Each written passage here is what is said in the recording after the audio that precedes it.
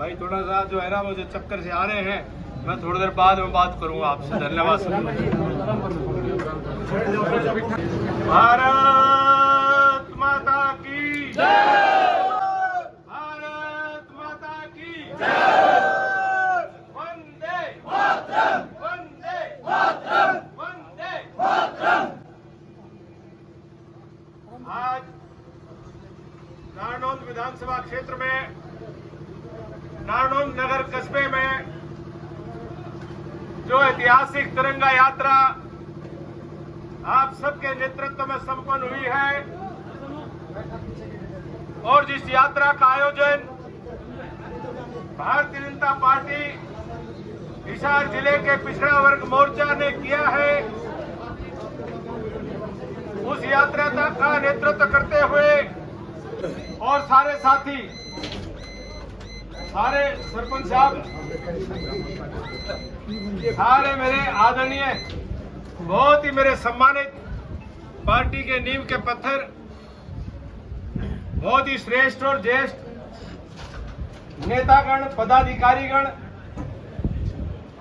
और मेरे सम्मानित पितातुल्य बुजुर्गों, जनप्रतिनिधिगण जो ब्लॉक समिति चेयरमैन आदि भी हैं, ब्लॉक समिति सदस्य, पूर्व सरपंच साहिबान और मेरे सम्मानित जिन्होंने आज के कार्यक्रम की शोभा विशेष रूप से बढ़ाई, पूजा के योग्य मातृशक्ति, नौजवान साथियों, पत्रकार और छायाकार मित्रों, सबसे पहले तो मैं ये मेरा परिवार, मेरा कुटुंबा जो सही मायनों में मेरी ताकत है और आपके दिए हुए ताकत और हौसले से राजनीति के क्षेत्र में मैं आपका प्रतिनिधि और प्रतीक बनकर के काम करने की कोशिश करता हूं।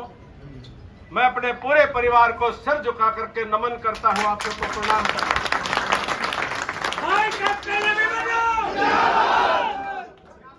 एक एक साथी ने आज तिरंगा यात्रा को सफल बनाने में जो भूमिका निभाई है, कई दिनों से आपने मीटिंग करके, गांव-गांव में सूचना करके और विशेष रूप से सभी हमारे पदाधिकारी मंडलों के पदाधिकारियों ने, हमारे पिछड़ा वर्ग मोर्चा के पदाधिकारियों ने, महिला मोर्चा के पदाधिकारियों ने जो इसमें विशेष मेहनत की है, योगदान दिया है, मैं आप सबका हृदय की गहराइयों से आभार व्यक्त करता हूं, धन्यवाद देता हूं।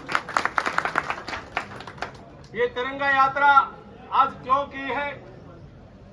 ये केवल मात्र कोई राजनीति का शक्ति प्रदर्शन नहीं है और ये राजनीतिक कार्यक्रम भी नहीं है।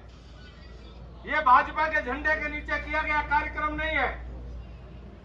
ये देश के शहीदों के प्रति अपनी कृतज्ञता प्रकट करने का, देश के शहीदों को नमन करने का, देश के शहीदों को याद करने का ये अवसर है और वर्तमान पीढ़ी अपने स्वतंत्रता सेनानियों को स्मरण करती हुई, उनके बलिदान और उनके योगदान, उनके त्याग, उनके संघर्ष को याद करती हुई ये नई पीढ़ी इस बात को एहसास करती है कि देश की आजादी हमको यूं ही नहीं मिल गई थी।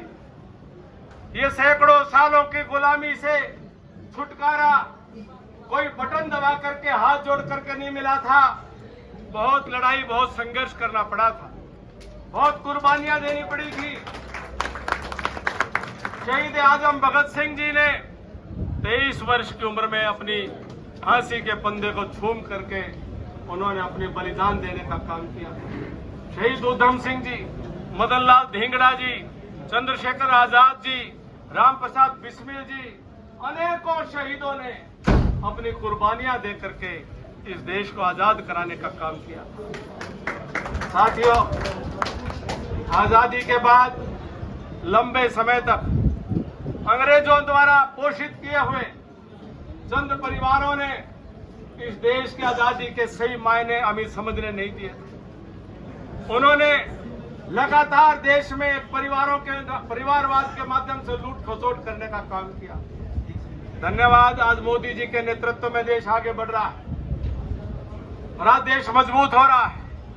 आज तिरंगा हर घर में लहरा रहा है और नई पीढ़ी को आज ये विश्वास हो रहा है कि भारत को आगे बढ़ने से कोई नहीं रोक सकता है। आप सभी का बहुत लंबी यात्रा करके आप आए हो। मेरी भी थोड़ी तबीयत ठीक नहीं थी, फिर भी मैंने कहा मैं आऊंगा, दवाई लेकर के आऊंगा। भाई थोड़ा सा जो है ना, मुझे चक्कर से आ रहे हैं, मैं थोड़ी देर बाद में बात करूंगा आपसे। धन्यवाद। आपके मते होंगे। इसी बीच एक बात मंत्री जी ने कही कि ये आजादी हमें यूं ही नहीं मिली थी, संभवतः इस आजादी के लिए बलिदान देना पड़ा होगा, प्राणों की आहुति देनी पड़ी होगी।